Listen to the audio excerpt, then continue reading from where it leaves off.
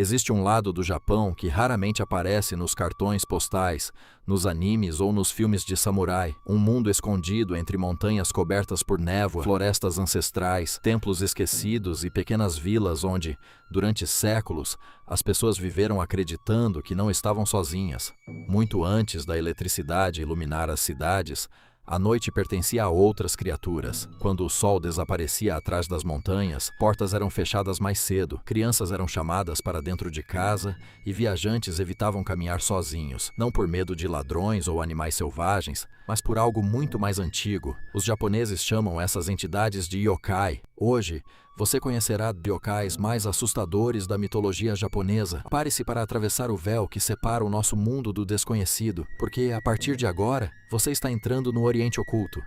Tengu, os senhores das montanhas. Muito antes dos samurais dominarem o Japão, havia montanhas consideradas sagradas, lugares onde poucos se atreviam a entrar, pois se acreditava que pertenciam a seres muito mais antigos do que qualquer reino humano. Esses seres eram conhecidos como Tengu. As primeiras histórias os descreviam como criaturas semelhantes a aves de rapina, com enormes asas negras, garras afiadas e olhos capazes de enxergar através da alma. Com o passar dos séculos, sua aparência mudou. Eles passaram a ser representados como guerreiros de rosto humano, mas com um nariz extremamente longo, vestindo roupas de monges guerreiros e empunhando leques mágicos e espadas lendárias. Mas não se engane, o Tengu nunca foi apenas um monstro, ele era um juiz. Segundo o folclore japonês, os Tengu observavam os homens à distância. Guerreiros arrogantes, monges orgulhosos e governantes corrompidos eram frequentemente punidos por essas entidades. Aqueles consumidos pela vaidade podiam ser levados para o alto das montanhas e jamais retornar.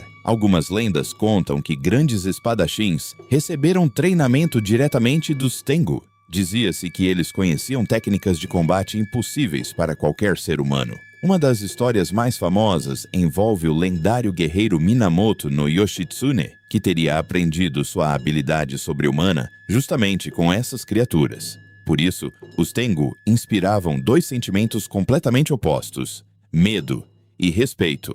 Eles podiam destruir um homem ou transformá-lo em uma verdadeira lenda. Até hoje, muitos templos japoneses exibem enormes máscaras de Tengu como símbolo de proteção e disciplina. Mas o próximo yokai talvez seja ainda mais perturbador, porque você só descobre sua verdadeira forma quando já é tarde demais.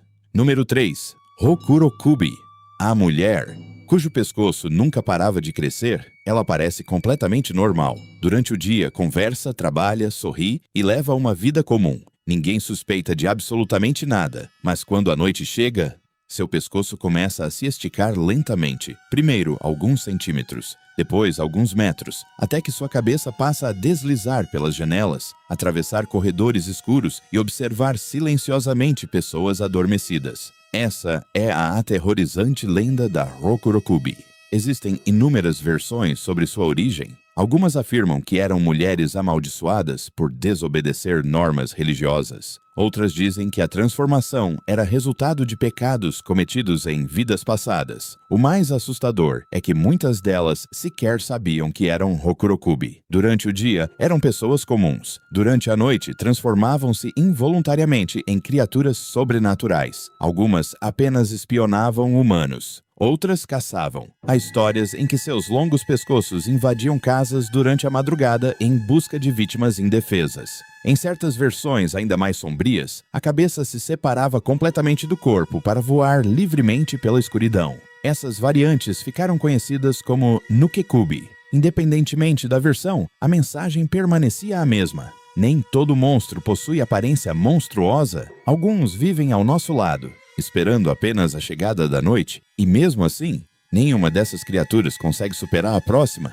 porque ela nasceu da maior dor que um ser humano pode sentir. Número 2. O Bumi, o fantasma da mãe, que nunca conseguiu descansar. Poucas histórias japonesas são tão tristes quanto a da Ubumi. Segundo antigas crenças, quando uma mulher morria durante o parto ou antes de conseguir cuidar do próprio filho, seu espírito permanecia preso ao mundo dos vivos. Ela não buscava vingança, ela buscava apenas uma coisa: salvar seu bebê. Diversas lendas contam que viajantes encontravam uma mulher carregando uma criança durante a noite. Ela se aproximava calmamente e fazia apenas um pedido: por favor, segure meu filho por um instante. Ao receber o bebê nos braços, algo estranho acontecia. A criança começava a ficar cada vez mais pesada,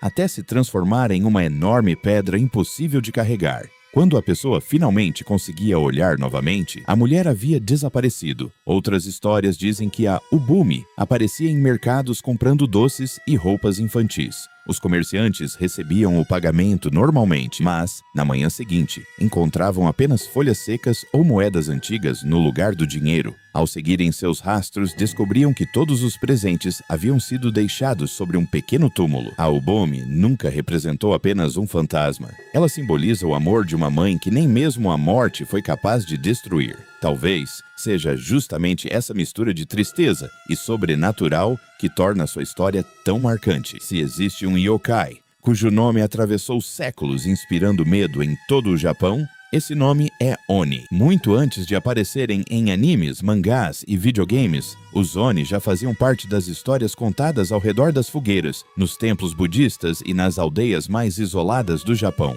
Para os antigos japoneses, eles não eram apenas monstros. Eram a personificação do caos.